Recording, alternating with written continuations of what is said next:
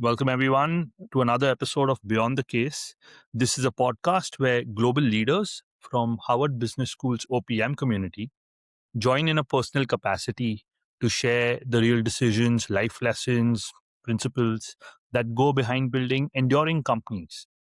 My guest today is Sherry Lee. Sherry, it's a pleasure to have you here. Yeah, thank you so much for having me, Sohan. Yeah. Sherry, please take a moment to introduce yourself and your business to all the listeners. Sure. Very happy to be here. Honored to be invited in this OPM community. And my name is Sherry Lee. I'm the founder of PaiBox. We build this AI agents, home repair automation software for a lot of property management companies, owner operators, and even in the future, homeowners, hopefully. And before we build this software, we started C-Star back in 2018.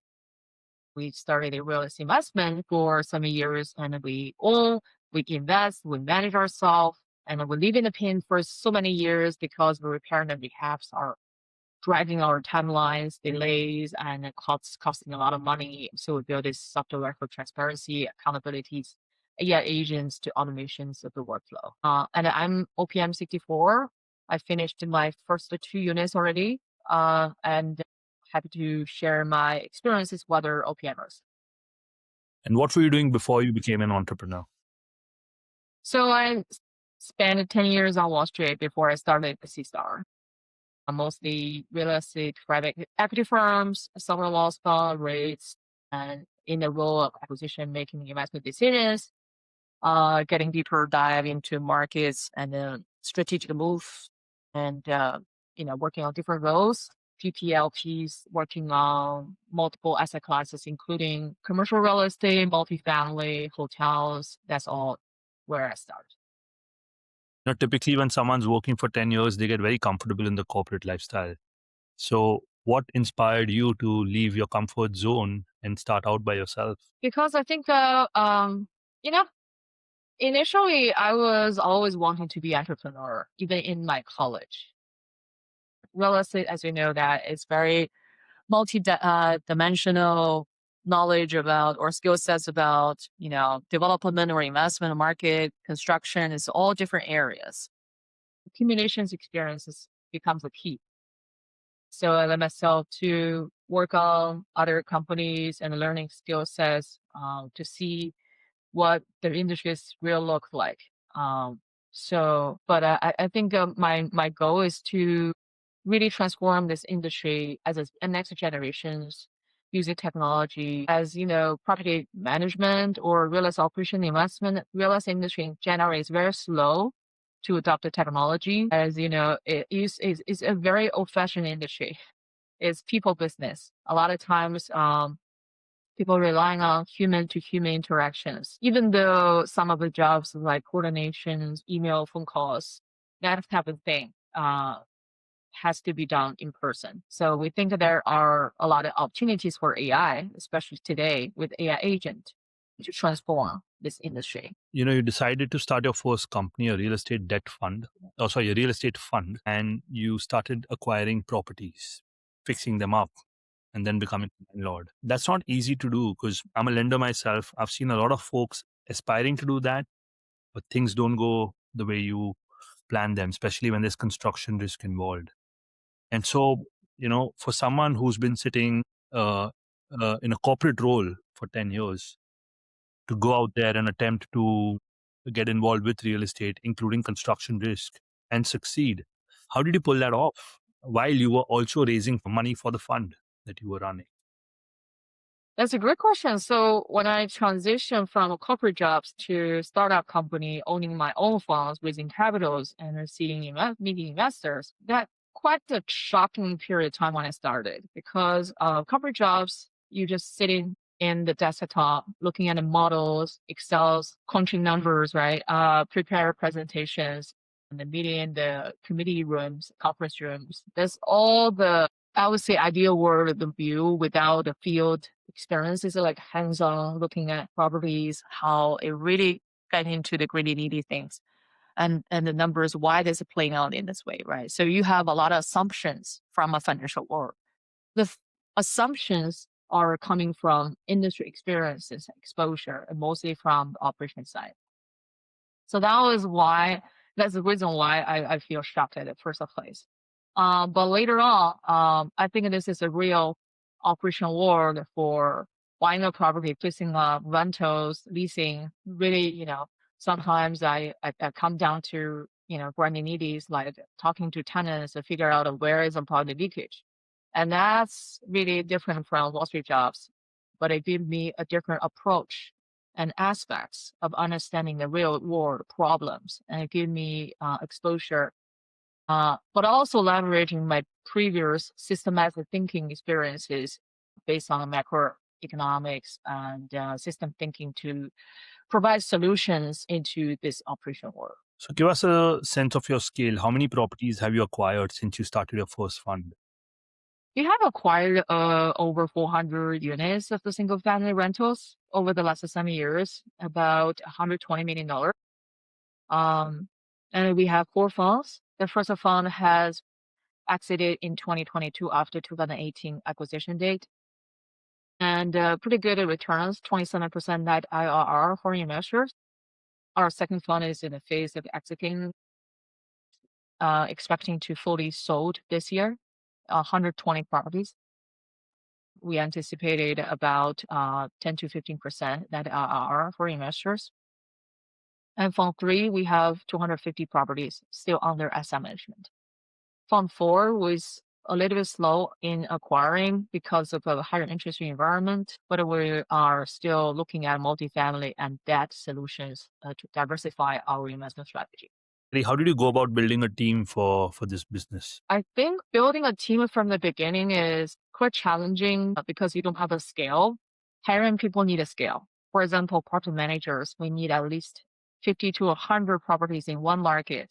And then you can hire a full-time employee because all of the fees generating from 20 to 30 properties from the beginning is not enough to support a full-time role.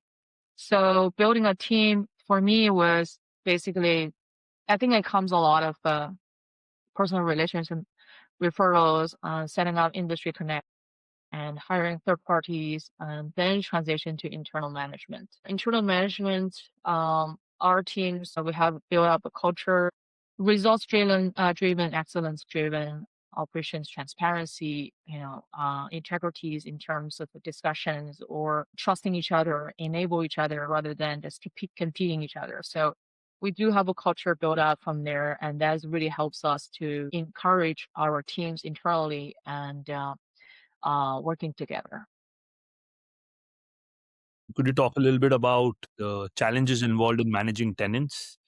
Because it's a known fact that a certain percentage of tenants in anyone's portfolio may end up going delinquent, and then depending on what state your property is in, it could be a tedious effort to get them replaced, or it could be less painful in some other states. So just walk through that journey and how you had to toughen up to to make sure you could manage so many properties at scale. Yeah. I mean, managing tenant expectation, owner expectation, and thinking through the operation side in terms of automations and the trust is a balancing work, right? So for real estate, especially like managing properties with a lot of customer with which are the tenants occupying your houses. If you want to automate the whole process, and regardless how personal touch over their personal conversations or trust creation, I mean, that part also matters. You cannot just fully rely on automation such as sending a reminder and then you expect that the tenant will pay you. No, right? Tenant trusts the people, not just the trust that reminder. So the way that we'll handle is we do have automations in the front, but we have person touches and calls regularly with the tenants, relationships. They're able to taking care of the repairs as quickly as possible and keeping them informed and putting the trust as a matter in this relationship. So that really helps. We all the years, last 7 8 years, our collection rate is always above 99%.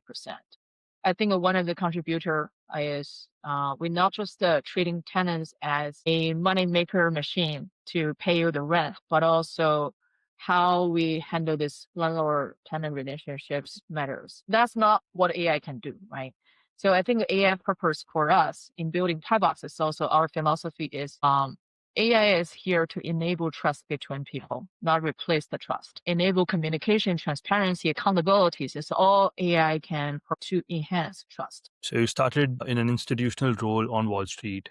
You started your own real estate fund, and now you're building an AI enabled property management system or company which can manage the properties that you own at scale. And you're also trying to use the same AI agent for other businesses, anyone else who wants to leverage it for their properties that they own and manage. How do you end up being so fluid in terms of these different skills that you have to learn from finance to real estate and now to AI, which is tech, and in staying up to date with what's the latest in the industry? Wow, that's a great question. I haven't, I kind of feels like I'm jungling between these different fields, but I don't want to give myself credits like, I'm smart or something.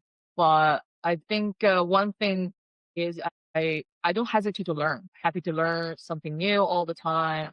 When AI was here, and I was thinking about how we can leverage AI, not just treating as a technology or engineer school thing, but how we can live in the pen for so many years, how we can leverage AI to help ourselves, like practically, applicatively, to really make this worse and valuable. So that's what it motivated me to think about questions like that. I don't feel myself is pushed to jump between areas. I'm both basically pulled by something that's worth exploring, and I just would like to spend time on that. With everything going on, what made you consider the OPM program at Harvard Business School? I love OPM.